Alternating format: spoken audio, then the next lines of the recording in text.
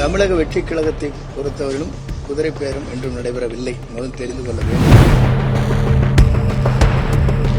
திமுக ஆதரவோடு நான் முதலமைச்சர் ஆவேன் என்று சொன்னது யார்? ஒவ்வொருவரும் நீங்கள் கேட்கின்ற கேள்விக்கு நான் சொல்கின்ற ஒரே நல்ல பதில் இதுதான். எங்களுக்கும் ஒரு அவகாசம் தர வேண்டும். நான் யாராச்சும் கூப்பிட்டு வந்து சேர்த்திருக்கேன்? சேர்ந்தவர்கள் என்னிடத்திலே வந்தார்களே தவிர நான் சேர்த்திருக்கேன். அதிமுக என்பது இரண்டே கொள்கையை வைத்துக் கொண்டிருப்பது. ஒன்று புரட்சித் தலைவி அம்மா வழியில் நடைபெறுகிற தொண்டர்களும் தலைவரும் தான். இன்னைக்கு என் பாக்கியில் தான் இருக்கு. இங்க ஜனநாயகம் இருக்கா இல்லையா? அங்க ஜனநாயகம் இருக்கா? ஒரு முன்னாள் முதலமைச்சராக இருந்தவர் தனக்கு ஒரு பாராட்டு கூட்டம் நடக்கிற போது அதில் யாருடைய படம் தேவையில்லை, என்னை பாராட்டினால் போதும் நினைச்சார் இல்லையா?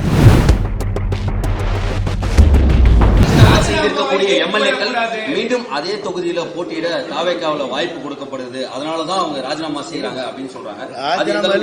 ராஜினாமா செய்திருக்கிறார்கள். அதற்குள்ளே இந்த கேள்விகளை நீ கேட்பது என்பது உங்கள் மனதிலே வருகிற ஒவ்வொரு கருத்திற்கும் நான் பதில் சொல்ல இயலாது. அது போக போக காலம் பதில் சொல்லும். தாவேகா குதிரை பேரம் நடக்குது அப்படின்னு தொடர்ந்து குற்றச்சாட்டு. தமிழக வெற்றி கழகத்தை பொறுத்தவரையிலும் குதிரை பேரம் என்றும் நடைபெறவில்லை. முதல் தெரிந்து கொள்ள வேண்டும்.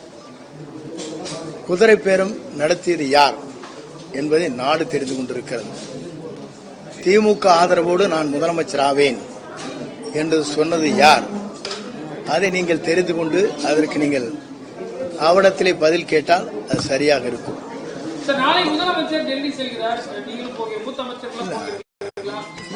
அதெல்லாம் முதலமைச்சர் செய்கிற முடிவுகள். எந்த துறையின் சார்பாக நிதிகள் வேண்டுமோ அந்த துறையின் அமைச்சரை அழைத்து செல்வது வழக்கம். சார், இப்ப கொங்கு மண்டலத்துல குறிப்பா 2 குறிப்பா உங்க மாவட்டம் ஈரோடு மாவட்டத்துல பெருந்துறையில வருது, பக்கத்துல தாராபுரத்துல வருது.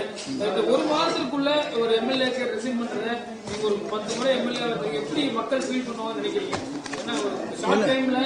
இல்ல, நானே ராஜினாமா செய்துவிட்டு தான் கழகத்தில் இணைந்தேன். 5வது வருஷம் இல்ல 5வது வருஷம் 6வது வருஷம் இருக்குங்க. ஒரே மாதத்தில் ராஜினாமா செய்து பட்டியலும் இருக்கிறது. உங்களுக்கு தெரியும், என்னிடத்தில் இப்போது இல்லை. அது உங்களிடத்தில் சொல்ல முடியும். அவர் விருப்பம். ஆகிய விருப்பத்தை பொறுத்தவரையும் அவர்கள் முடிவு செய்வதை தவிர நீங்களும் நானும் அல்ல.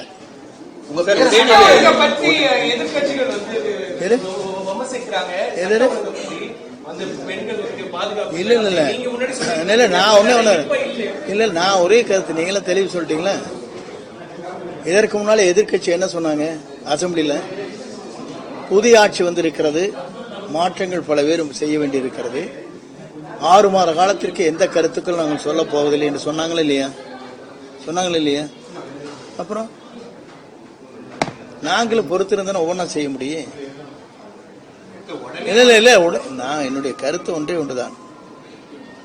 ஒவ்வொருவரும் நீங்கள் கேட்கின்ற கேள்விக்கு நான் சொல்கின்ற ஒரே நல்ல பதில் இதுதான்.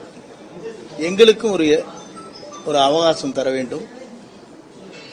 இதுபோன்ற குற்றங்கள் நடைபெறுகிற போது உடனுக்குடன் அதிரடியாக நடவடிக்கை முதலமைச்சர் எடுத்திருக்கிறார். அந்த குற்றவாளியை உடனடியாக கைது செய்யப்பட்டிருக்கிறார். அதற்கான நடவடிக்கை உரிய துறையின் மூலமாக, காவல்துறையின் மூலமாக கடுமையான நடவடிக்கை மேற்கொள்ளப்பட்டிருக்கிறது. மீண்டும் அதனுடைய நடவடிக்கை என்ன என்பதை நீங்கள் கூர்ந்து கவனிக்க வேண்டும். தாவேக்காவுல ஒரு முக்கிய பதவியில் இருக்கீங்க, அமைச்சரா இருக்கீங்க. இந்த சூழல்ல டார்கெட் அதிமுகன்ற பேர்ல அதிமுகவில் இருக்கிறவங்க எல்லாரையும் அழைச்சிட்டு டிவிகேல சேர்த்துக்கிட்டே இருக்காருன்னு உங்க பேரு அடிப்பட்டு எப்படி பாருங்க? வயிற்று வலிக்காரனுக்கு கட்டளை திருப்பி போட்டெல்லாம் படுத்தலாம் வயிற்று வலி தீராது. மருத்துவம் அளிக்க வேண்டும். அது வயிற்று வலிக்காரர். அவர் ஏதாவது குற்றச்சாட்டு சொல்லிட்டே இருக்கணும். எம்பேர்ல இருக்காரு. அவர் எப்ப பார்த்தாலும் எம்பேர்ல தான் குற்றச்சாட்டு சொல்லிட்டு இருக்காரு. தவிர வேற 6 பேர் நான் யாராச்சும் கூட்டு வந்து சேர்த்திருக்கேன்? சேர்ந்தவர்கள் என்னிடத்திலே வந்தார்களே தவிர நான் சேர்த்திருக்கேனா? 25 பேர் வருகிற போது நான் இருந்திருக்கிறேனா? சென்றிருக்கிறேனா? அதான் வயிற்று வலிக்காரனுக்கு கட்டளை திரி போட்டு படுத்தெல்லாம் வயிற்று வலி தீராது. அவர் எம்பேது ஒரே வேகத்தில் இருக்கிறார். நான் வெளியே வந்ததற்கு பிறகு அது சரிந்து போயிருப்பதை அவரால் காண முடிகிறது. ஆகவே அந்த வேதனை. அதிமுக ஒரு கட்சி பாரம்பரியமா ஆட்சியில இருந்திருக்காங்க, எதிர்கட்சியா இருந்திருக்காங்க. இப்போ இருக்கக்கூடிய காலகட்டத்துக்கு அதிமுக தமிழ்நாட்டுக்கு தேவையா, இல்ல இப்படி கலைஞ்சிட்டே இருக்கிறது சரியா? அது இல்ல வேறுங்க, நான் ஒரே ஒரு வரி வேறுங்க. அதிமுக என்பது இரண்டே கொள்கையை வைத்துக் கொண்டிருப்பது. ஒன்று புரட்சி தலைவர் அம்மா வழியில் நடைபெறுகிற தொண்டர்களும் தலைவரும் தான். இன்னைக்கு என் பாக்கியில் தான் இருக்கு. இங்க ஜனநாயகம் இருக்கா இல்லையா? அங்க ஜனநாயகம் இருக்கா? அவர் படத்தை பெருசா வச்சவனை கண்டா தான் சிரிக்கிறாரு, பாத்தீங்களா இல்லையா? அப்புறம் இல்ல அப்படி ஒரு கட்சி இல்ல அப்படி சொல்றேங்க. அம்மாவும் தலைவர் படம் இல்லாத ஒரு நிகழ்ச்சி நடத்தினா இல்லையா அவருக்கு பாராட்டு கூட்டம்? நான் கேட்கிறேன், அது எந்த வகையில?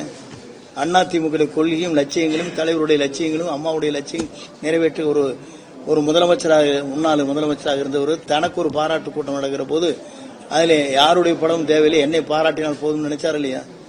அப்புறம் அது எப்படி கொள்கை ரீதியாகவோ லட்சிய ரீதியாகவோ நம்முடைய இயக்கத்தை காக்க வேண்டிய ஒருவர் எதை செய்திருக்கிறார் என்பதை நாடு தெரிந்து கொண்டிருக்கிறது, நீங்களும் தெரிந்து கேளுங்க. நான் எனக்கு அந்த வேலை இல்லை, வேற முதல் தெரிஞ்சுங்க. இந்த நீங்க கேட்கிற கேள்விக்கெல்லாம் பதில் சொல்ல முடியாது. நீங்கள் மனதிலே வைத்து ஒவ்வொரு கேள்வியும் கேட்டு அதிலே கண்டுபிடித்து அதிலே யாராவது குற்றம் இருக்குமா என்று உங்க பத்திரிகை நாள்தோறும் போடுவதற்கு இருங்க இல்ல, இரவு ஊராம் போடுவதற்கு நான் தயாராக இல்லை. நான் அதில் சிக்கவும் நான் விரும்பவில்லை. இதோடு என்னுடைய உரையை முடித்துக் கொள்கிறேன். நன்றி.